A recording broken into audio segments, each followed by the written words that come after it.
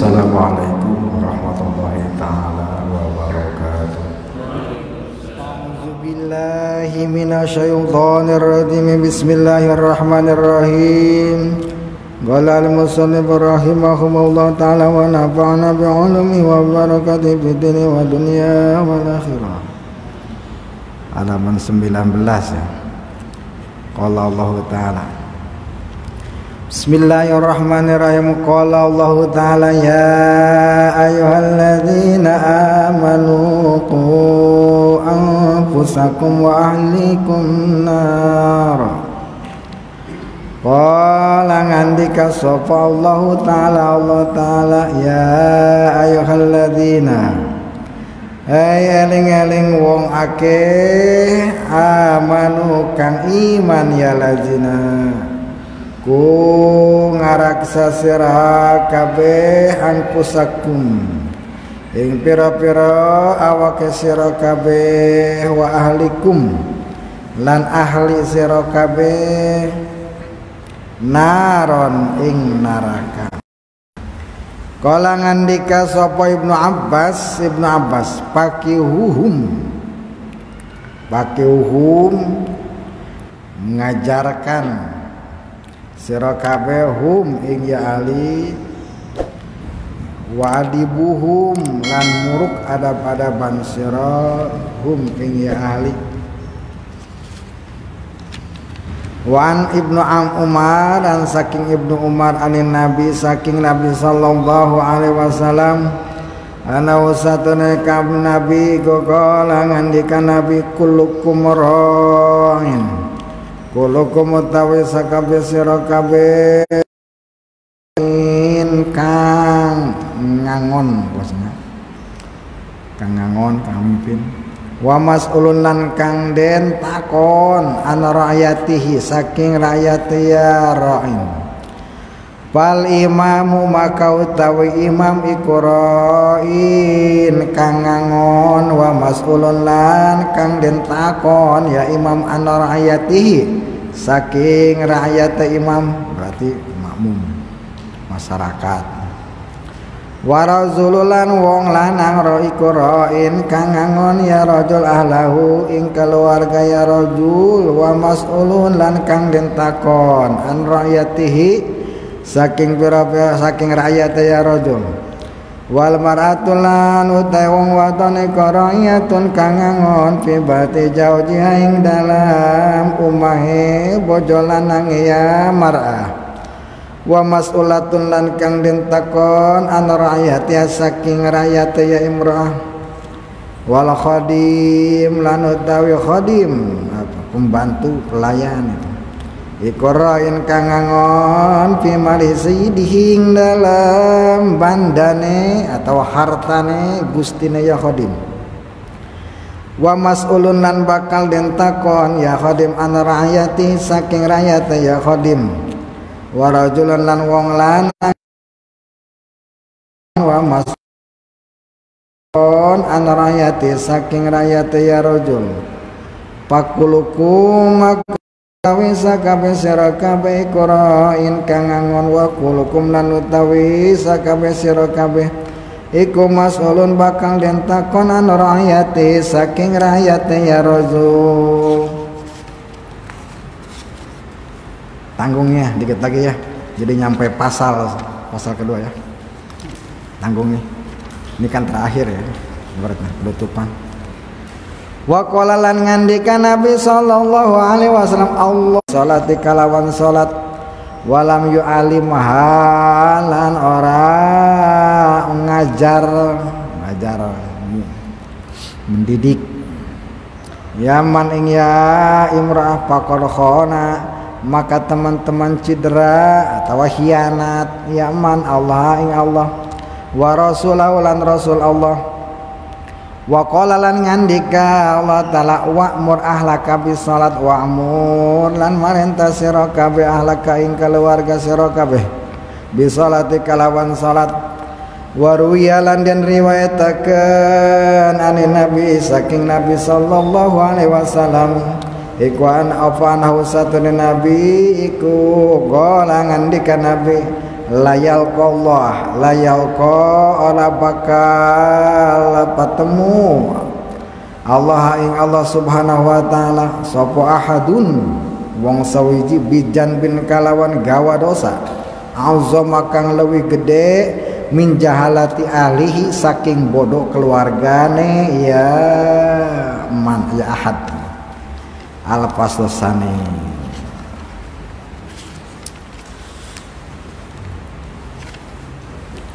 Wa qala ta'ala ya ayyuhallazina amanu qu anfusakum wa ahlikum naron. Firman Allah menguatkan tentang hak seorang laki-laki, ya, hak seorang perempuan kepada laki-laki, yaitu harus menjaga seorang laki-laki terhadap keluarganya. Nah, dasarnya firman Allah, kata Allah, wahai orang-orang yang beriman, ku anfusakum. Jadi bisa mantep keimanan itu kalau didasari dengan amaliyah baik. Salah satunya kebaikan atau untuk menyempurnakan iman, ku anfusakum. Dirimu jaga, ya, jaga dirimu, hati-hati. Walikum, bukan hanya dirimu tapi keluargamu, naron, dari api neraka. Jangan sampai terjerumus. Sebab keluarga adalah bagian dari diri kita. Keluarga sakit kita pun merasakan. Keluarga ya kena masalah kita pun akan merasakan. Itu. Nah di sini kalimah ahlikum, ya, ahlikum tuh ay minanisa berarti istri, wal aulad, anak, istri dan anak, wa kullu man yasmi, dan setiap orang yang masuk dalam kategori ahli keluarga, berarti mertua, orang tua, ya, paman, bibi, keponakan, ahli, ya, bukan hanya istri sama anak kita yang harus dijaga, ya, oleh kita, yaitu keponakan kita, paman kita, kalau bisa orang tua atau mertua, gitu. Kemudian bagaimana cara menjaganya? Ibnu Abbas berkata, pakihuhum wa adibuhum. Berilah pengertian tentang masalah agama, ya, pengertian tentang masalah agama, aturan-aturan agama. Itu salah satu menjaga diri dan keluarga.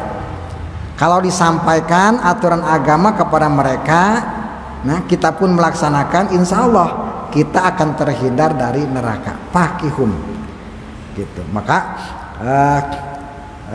dari hadis ini, dari masalah ini Rasul pun menguatkan dalam hadisnya, may yuridullahu bihi khairan yufaqihu fiddin. Siapa orang yuridu khairan, yang Allah hendaki orang itu akan dijadikan bahagia, dijadikan baik, ya. Yufaqihu fiddin, tandanya orang itu, ya, menuntut ilmu, menuntut fikih, menuntut aturan agama, mencari ilmu. Itu tanda-tanda orang yang akan dijadikan bahagia. Jadi kalau kita insya Allah yakin, ya, dengan rahmat Allah kita mau ngaji, itu berarti ini tanda-tanda insya Allah kita akan dibahagiakan oleh Allah. Amin. Itu tandanya. Ma yuridullahu bihi khairan yufaqihu fiddin. Siapa orang yang Allah kehendaki diberi kebahagiaan, akan diberi keenakan, surga lah, maka tandanya diberi ngerti, mau ngaji, ya, yufaqihu fiddin, ya, mau belajar tentang masalah agama. Ya, kita belajar masalah agama, ajak keluarga kita. Pertama-tama dakwah kita adalah keluarga. Jadikanlah, ya, rumah kita adalah madrasah. Nah, kata Rasul, ya, awal lebait pertama madrasah adalah rumah. Ajarkan anak istri tentang masalah hukum agama seperti tadi, ajarkan tentang suci, ajarkan tentang sholat, ya. Itu salah satunya, ya kita sudah gugur kewajiban kita menjaga mereka dari api neraka, yang itu salah satunya itu. Wadibuhum, bukan hanya pakih saja, tapi tentang adab, ya, berarti ilmu batin, adab, ya, tentang masalah hatinya. Kalau ilmu aturan, ilmu fikih kan zohir. Kalau adibu kan masalah batin, ilmunya ilmu tasawuf. Ya, jangan sampai sifat iri tumbuh dalam hati mereka. Jangan sampai sifat hasud tumbuh dalam hati mereka. Jangan sampai sifat sombong ujub tumbuh dalam hati mereka. Jaga, ya, gitu. Ajarkan, nasihati mereka. Ini kan, ya, sholatnya benar, sujud rukunya bacaannya benar, tapi hatinya kagak benar, ya. Gitu. Jadi makanya, ya, tidak bisa dipisahkan masalah takwa zahir batin. Kata Allah, ittaqallah fi sirri wal alaniyah, bertakwalah kepada Allah sir, ya, dengan hati, wal aliyanah zahir batin, alasannya itu. Jadi kan gitu, ya, makanya pakihum wa adibuhum, ajarkan masalah aturan agama dan ajarkan masalah tentang hati, pelajaran ilmu adab, ilmu hati. Ya, bukan adab itu sopan santun kayak adab ini, enggak. Maksud di sini ilmu adab itu kan ilmu tentang masalah, ya, tasawuf, ibaratnya pembersih hati, itu bisa di situ. Ya minimal, ya, supaya ikhlas, supaya tawakal, supaya sobar, itu kan ilmu adab semua. Gitu. Nah, kalau kita tidak mengajarkan, tanggung jawab kita berat. Sebab kata Ibnu Umar dalam hadisnya, Kanjeng Nabi bersabda, ana qala kullukum ra'in wa mas'un an ra'yatihi. Kamu semua itu ibarat orang yang menggembala ngangon dan akan dipertanyakan tentang angonannya. Ya, seorang imam, seorang pemimpin itu adalah kayak seperti orang yang ngangon. Nanti kalau salah satu atau rakyatnya itu jelek, ya, pertama-tama yang ditanyakan adalah pemimpinnya. Pemimpinnya, kesuburannya, kemaslahatannya, itu. Apabila seorang rakyat itu menuntut, ya, pemimpin, makanya berat pemimpinnya.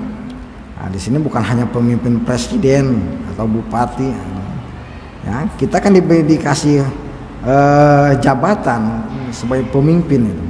Ar-rijalu qawwamuna 'alan nisa. Laki-laki jadi pemimpin. Nah, nanti bakal ditanya tentang itu. Salatnya kagak beres istri itu, cari mana suaminya.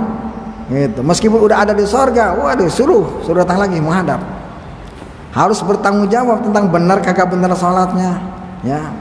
Bagaimana ini anak didikannya? Kalau kita sudah ngedidik, ya itu mah kan, ya, urusan mereka kan udah gugur kewajiban, ya. Itu hati-hati itu. Jadi masalah ini jangan dianggap sepele.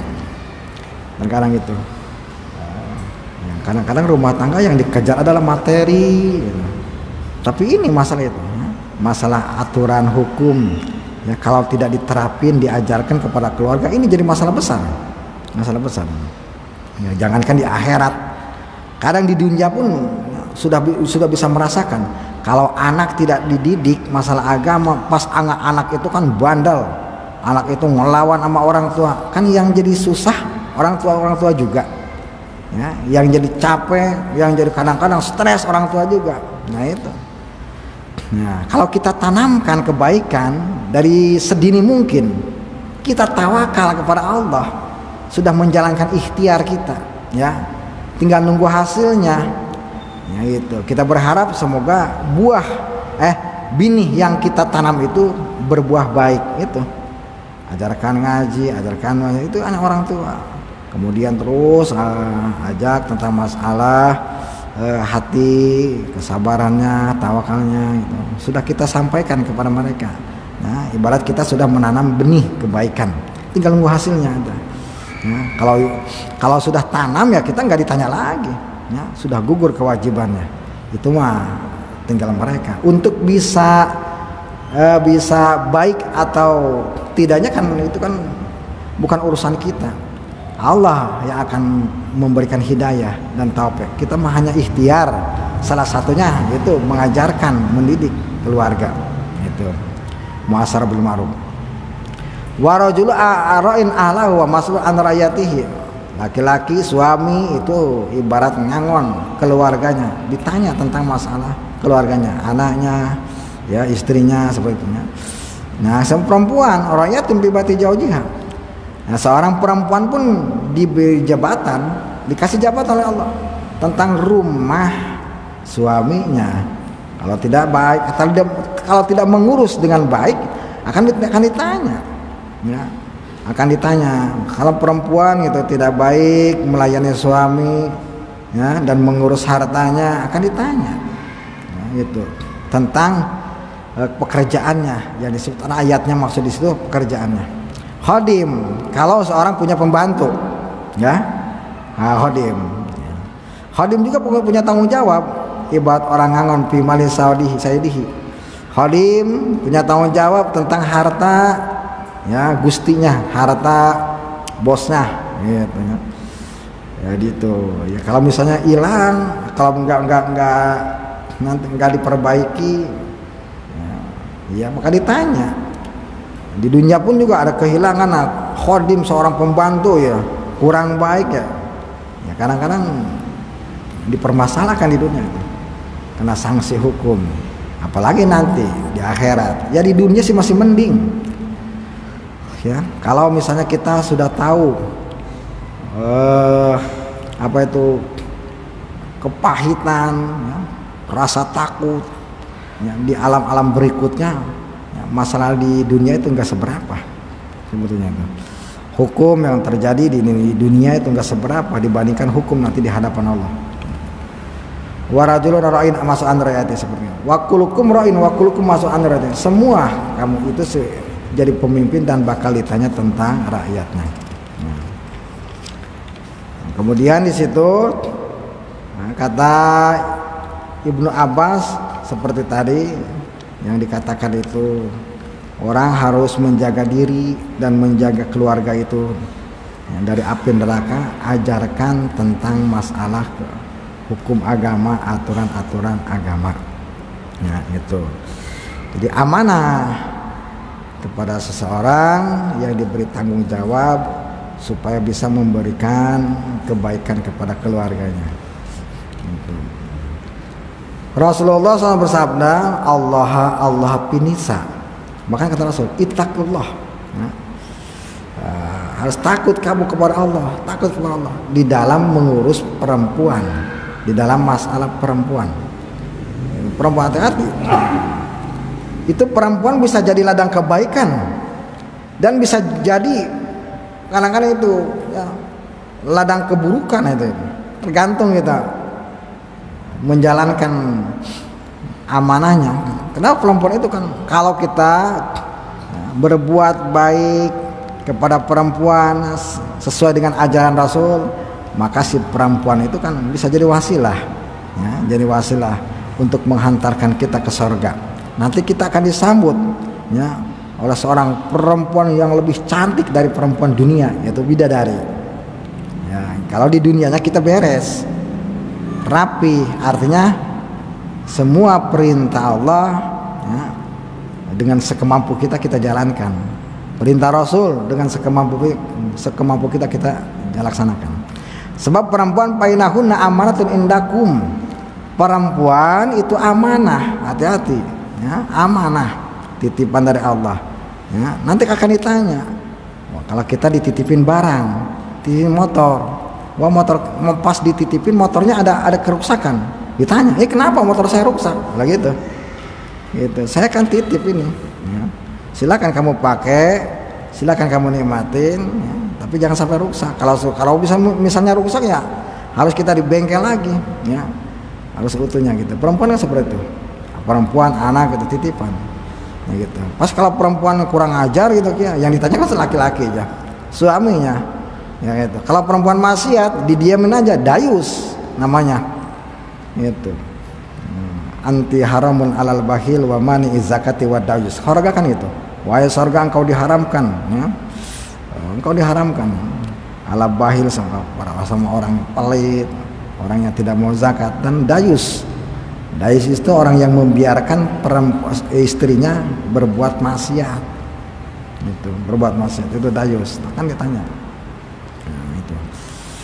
Dan tidak berbuat taat juga sampai dayus salah satunya.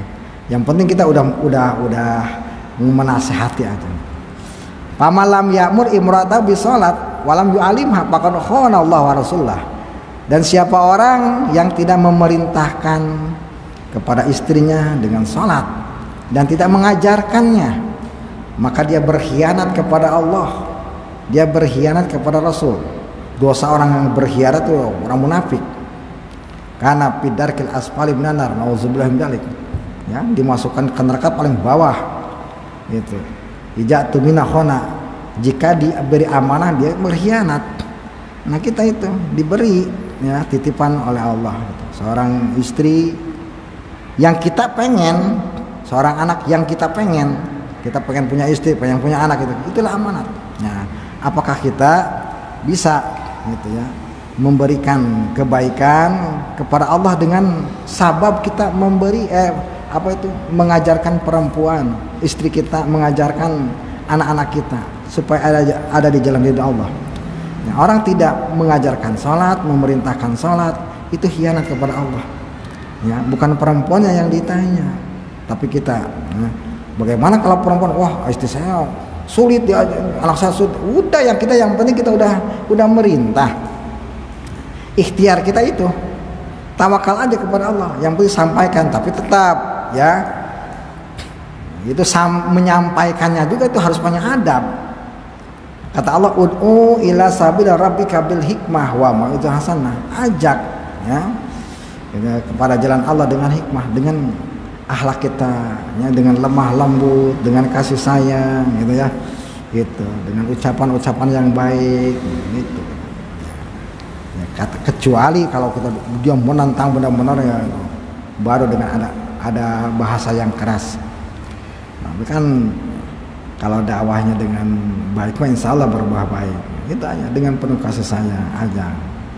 Ya, itu ikhtiar kita, tawakal kita kepada Allah dengan cara memberikan nasihat. Ini masalah salat. Ya.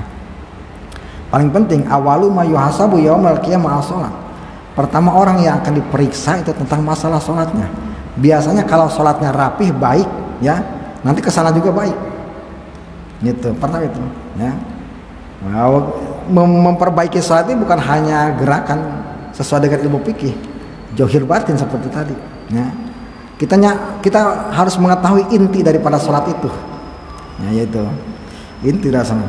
Seperti kemarin ceritakan ya dalam kitab Tankih Kaul, kita takbiratul ihram, Allahu Akbar, itu apa mananya?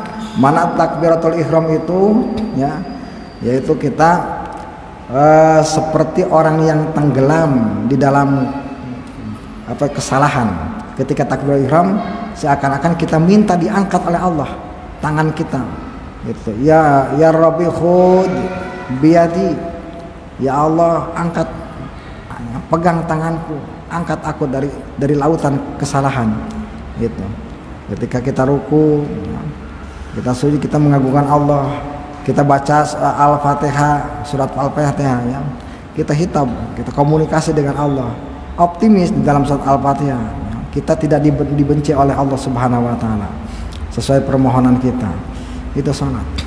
Bahkan salat Masya Allah ya, dengan salat juga insya Allah kalau kita tahu inti daripada salat, diceritakan dalam kitab Tanbihul Ghafilin, Imam Qatadah menyatakan ya, salat seandainya kalau umat Nabi Nuh ya yang terjadi tsunami di Nabi Nuh, bahkan tsunami yang sangat besar itu sampai di atas gunung paling tinggi. Kata Imam Qatadah, seandainya umat Nabi Nuh menjalankan sholat ya, sholat seperti sholatnya kita ya, sholat Kanjeng Nabi Muhammad yang sekarang kita, insya Allah dia akan dibebaskan dari tsunami. Dan nabi-nabi lain, umat-umatnya ditimpa azab oleh Allah. Seandainya dia menjalankan salat itu, maka Allah akan berhentikan azab itu. Gitu. Jadi bentengan itu salat. Ya salah gitu. Selagi masih orang akan mau sholat dan mau memperbaiki sholatnya, insya Allah ya, dia akan dijaga oleh Allah Subhanahu Wa Taala. Ini dengan sholat, gitu, dengan sholat itu. Nabi Yunus dalam lautan, air di laut itu dimakan ikan. Seandainya dia melaksanakan sholat seperti sholatnya kanjeng Nabi Muhammad, insya Allah ya, dijaga oleh Allah. Ini masalah sholat. Nah itu, nanti kesananya kan gitu. Kata Rasul, as-salat mi'rajul mu'minin. Salat itu kan mi'raj, ya, tangga supaya bisa naik orang. Manusia itu naik dari derajatnya, ya. Kemudian bahkan ahli tarekat bisa naik, bisa ketemu dengan Allah, ngobrol dengan Allah kalau salatnya khusyuk, kalau salatnya diperbaiki. Nah, insya Allah itu.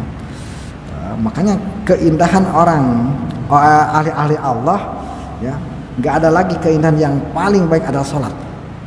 Wong sampai ya, bahkan ulama mengatakan kalau orang diberi taufik oleh Allah dengan sholat 2 rakaat itu udah luar biasa, Sampai ulama dalam kitab Tanbih Goblin diceritakan ya, kalau saya dikasih pilihan ya, apakah milih sorga, apakah milih sholat 2 rakaat, saya akan milih sholat 2 rakaat daripada sorga. Sama gitu. Kenapa? Karena ketika kita memilih sorga, kita dengan nafsu dasarnya, keinginan kita, syahwat kita. Ya siapa sih yang tidak pengen enak gitu? Itu kecampur nafsu. Tapi kalau kita milih sholat, itulah dengan keimanan, ya, dengan keimanan tidak ada campur nafsu. Nah ini nafsu, paling bahaya nafsu. Ya.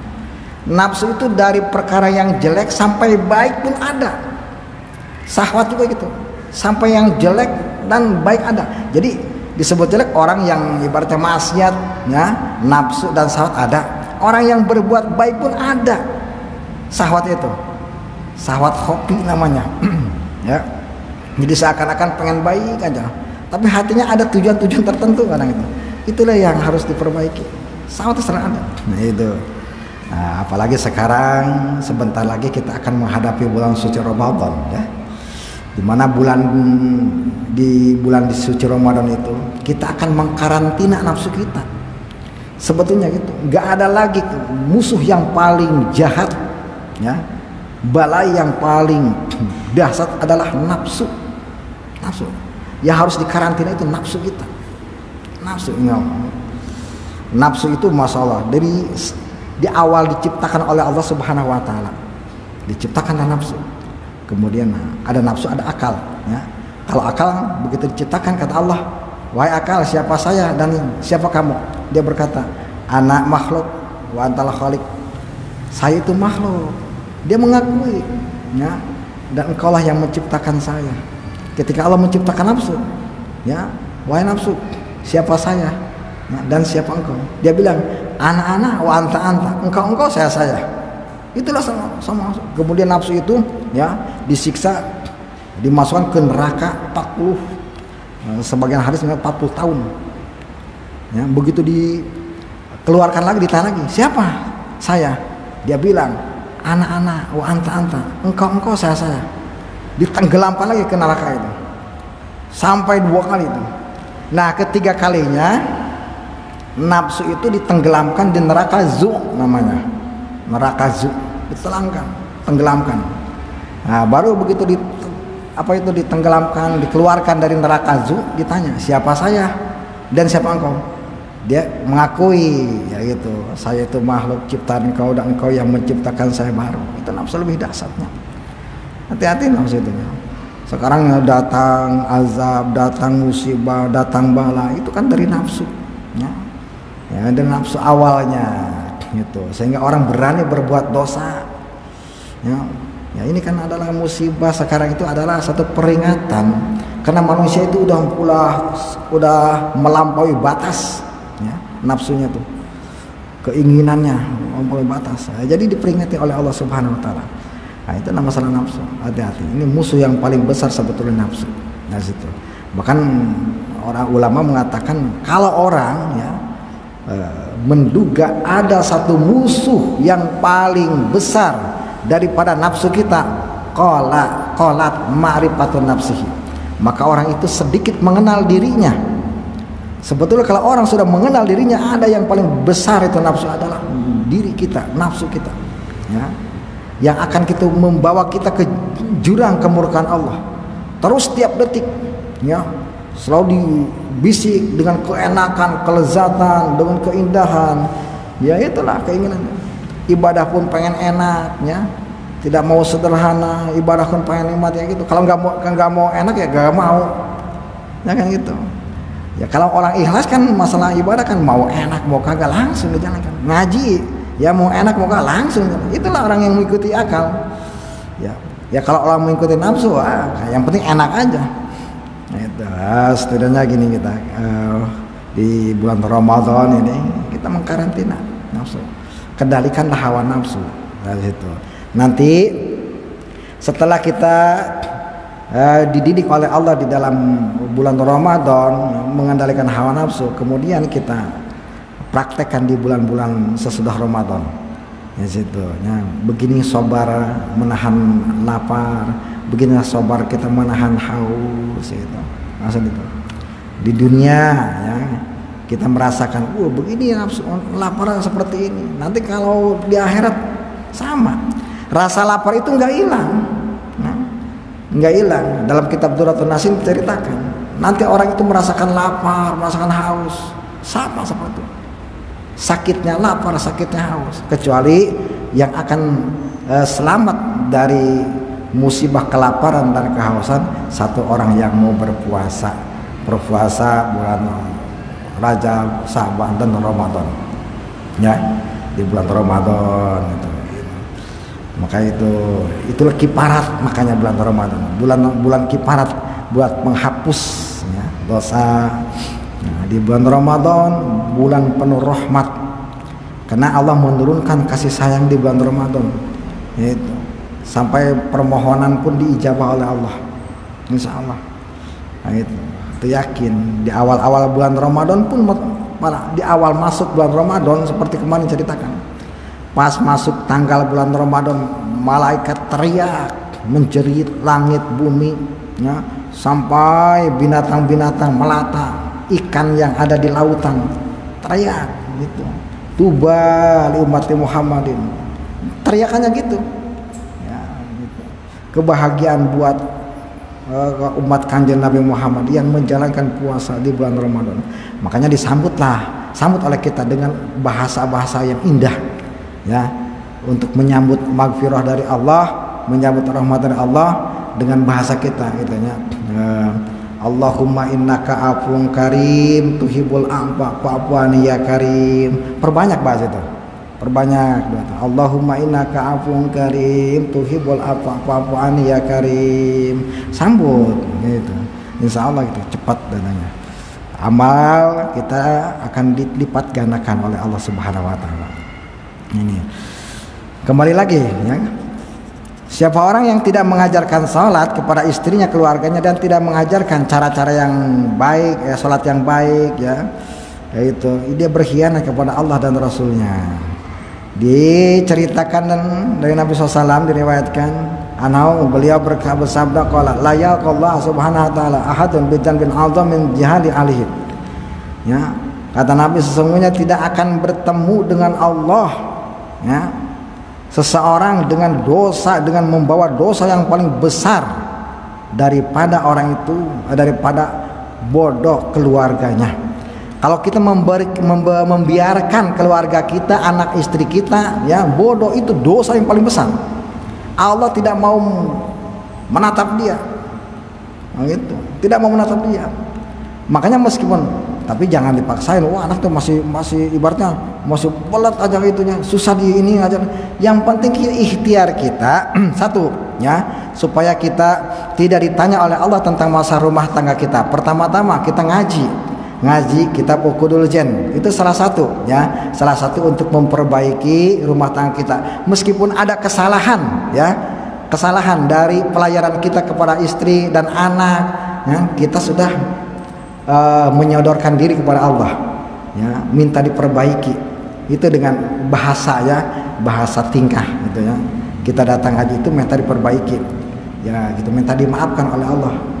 Kalau orang selamanya kagak ngaji ya bingung gitu. Gitu. Kemudian di situ kalau sudah kita ngaji, kemudian kita ajarkan, ya, apa yang kita dapat aja, ya, dapat ajarkan kepada istri, ajarkan kepada anak. Itulah salah satu ikhtiar kita, ya, supaya kita menggugurkan kewajiban dari Allah Subhanahu Wa Taala. Benernya dan tidak itu urusan Allah, ya, karena Allah yang memberikan hidayah, karena Allah yang membenarkan seseorang, yang meluruskan seseorang. Kita, usaha kita, ikhtiar kita adalah yaitu dengan menasehati, dengan itu. Ketika orang itu diperintah oleh Allah, pasti Allah memberikan ilmunya, memberikan kekuatan. Gak mungkin Allah memerintahkan kalau nggak berikan ilmu. Itulah dari jangan sampai keluarga kita bodoh dalam agama. Khawatir, ya, anak nggak bisa baca Quran, anak nggak bisa sholawat. Khawatir kita, ya, itu akan dipertanggungjawabkan nanti, ya, dosa yang paling besar itu, ya, min jihalati ahlihi, dari kebodohan keluarganya.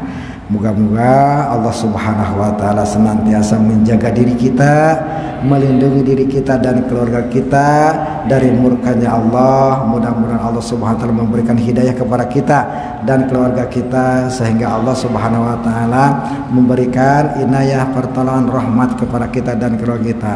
Dan wabil khusus orang-orang yang ngaji Rukudujan ini, mudah-mudahan Allah ampuni dan Allah maafkan dari kesalahan-kesalahan kita.